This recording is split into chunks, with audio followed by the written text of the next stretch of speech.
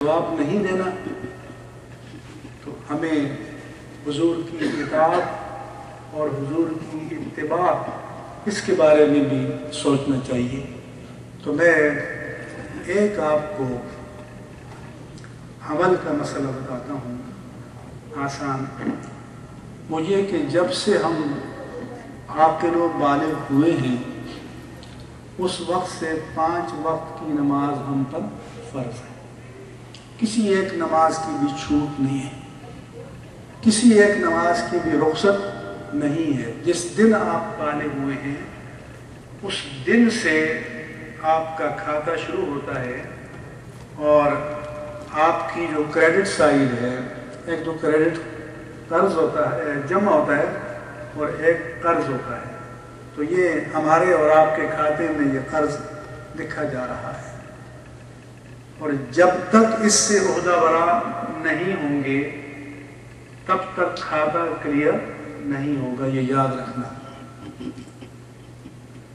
ایک میلاد کی رات جاگ لینا، معراج النبی کی رات جاگ لینا، شب قدر کو جاگ لینا، شب برات کو جاگ لینا بڑے اجر کی بات ہے، لیکن اس سے 350 راتوں کا حساب برابر نہیں ہوگا۔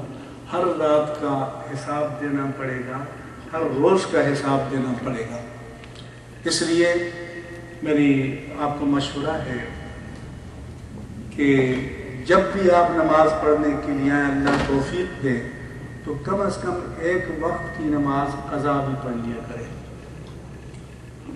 زیادہ پڑھیں تو بڑے اجر کی بات ہے، سعادت کی بات ہے، لیکن ایک نماز کے ساتھ ایک نماز تو پڑھ لیا کریں۔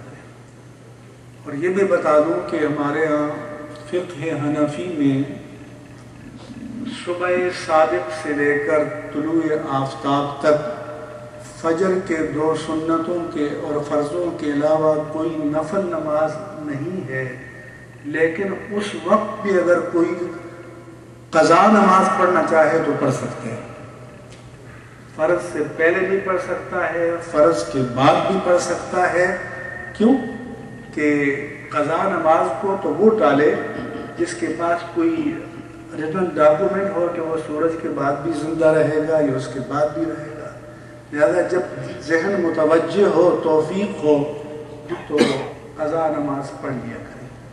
شریعت کا حکم یہ ہے کہ نماز چونکہ موقوت ہے، مقررہ وقت کے حساب سے ہے، تو ہمیں معلوم ہونا چاہیے کہ فلاں دن کی فجر کی نماز، فلاں دن کی ظہر کی نماز جو میرے ذمہ قرض ادا کر رہا ہوں، لیکن جب بے حساب ہو جائیں تو علماء نے کہا کہ یہ نیت مان لیا کرو کہ زندگی کی پہلی فجر کی نماز جو میرے ذمہ باقی ہے، پہلی ظہر کی نماز جو میرے ذمہ باقی ہے، پہلی عصر کی نماز، اب جب آپ نے یہ پڑھ لی تو اس کے بعد والی پہلی ہو جائے گی، جب وہ پڑھ لی تو وہ استناف ہو جائے گی، تو اس کے بعد والی پہلی ہو جائے گی۔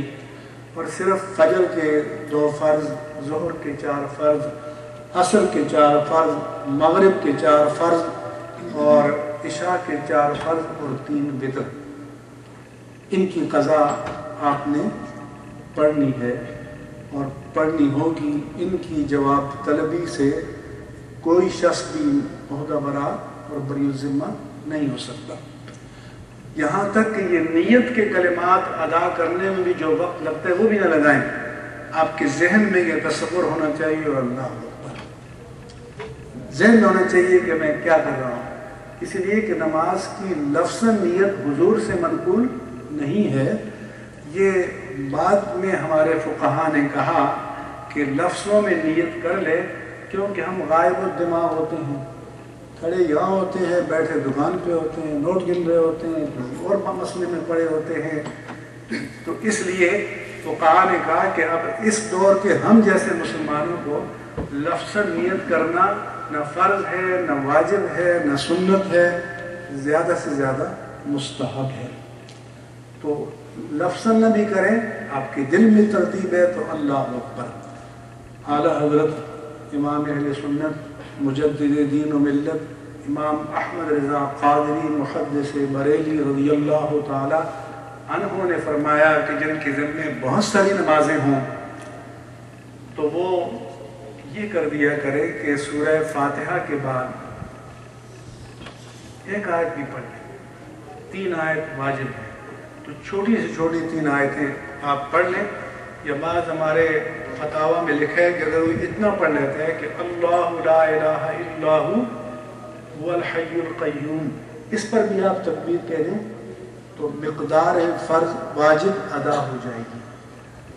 ایک فتوے میں جواب دی گئے کہ کوئی اتنا ہی پڑھتا ہے کہ رب المشرقین و رب المغربین فبأي آلاء ربکما تکذبان، تب بھی واجب مقدار ادا ہو جائے گی.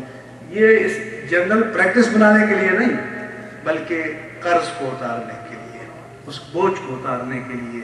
فرمایا کہ رکوع میں جاؤ تو 3 تسبیحات سنت ہیں، لیکن ایک تسبیح پڑھ لو، کیونکہ ایک تسبیح کی مقدار رکوع میں سر اور پشت کا برابر ہو کر جھکنا یہ فرض ہے. تسبیح پڑھنا فرض بھی نہیں ہے، واجب بھی نہیں ہے. 3 تسبیح پڑھنا واجب سنت ہے، اور 3 سے زیادہ 5 7 پڑھنا مستحب ہے. تو ایک تسبیح آپ پڑھیں گے تو فرض پھر بھی ادا ہو جائے گا. فرمایا کہ اسی طرح سجدے میں جاؤ تو ایک تسبیح پڑھ لو، اور جب اشہد ان محمد عبدہ و رسولہ پڑھو تو پورا درود پاک اور پوری دعا پڑھنے کی بجائے اللہم صلی علی محمد پڑھ کر سلام پھیر لو، تو کم از کم فرض ادا ہو جائے گا. وتر کی قضا کرو تو تکبیر قنوت کے بعد اللہم اغفر لی پڑھ لو اور اللہ اکبر، تو واجب ادا ہو جائے گا.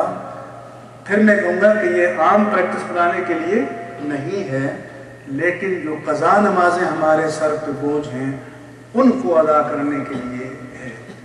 اگر ان راتوں میں جہاں ہم شب بیداری کرتے ہیں، جیسے میلاد پاک مصطفیٰ صلی اللہ علیہ وآلہ وسلم کی رات ہے، 11ویں شریف کی رات ہے، خلفائے راشدین کی راتیں ہیں، خواجہ صاحب کی رات ہے، اور معراج النبی کی رات ہے، شب برات کی رات ہے، شب قدر کی رات ہے.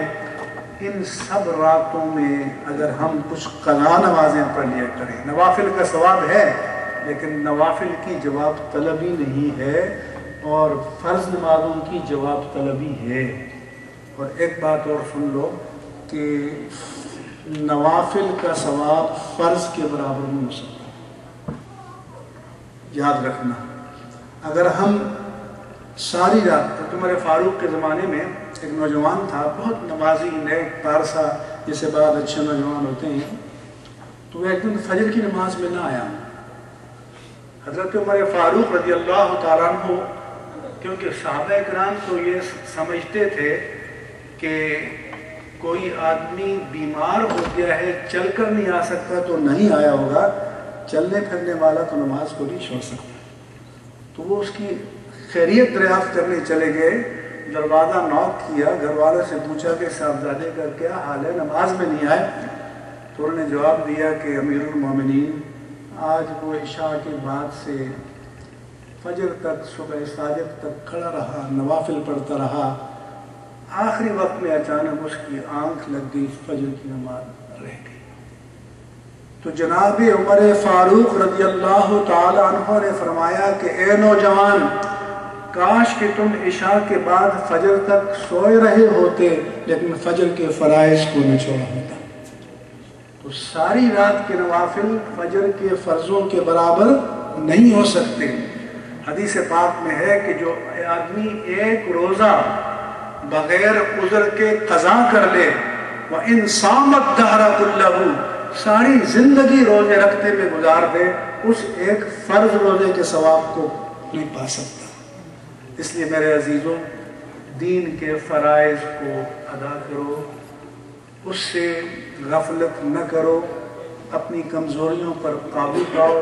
تو فرائض نماز کی صورت میں ہوں. اس طرح زکوٰۃ ہے کہ آپ نے اگر ماضی کی زکوٰۃ ادا نہیں کی تو بالغ ہونے سے لے کر آج تک آپ کے ذمے ہے، سب حساب کر کے زکوٰۃ دینی چاہیے، دیے بغیر بری الذمہ نہیں ہوں گے. یہ یاد رکھنا. یہ تو حنفیوں کے لیے ہے کہ بالغ پر زکوٰۃ ہے. امام شافعی کے نزدیک تو نابالغ کے مال پر بھی زکوٰۃ ہے کہ اس کا ولی دے،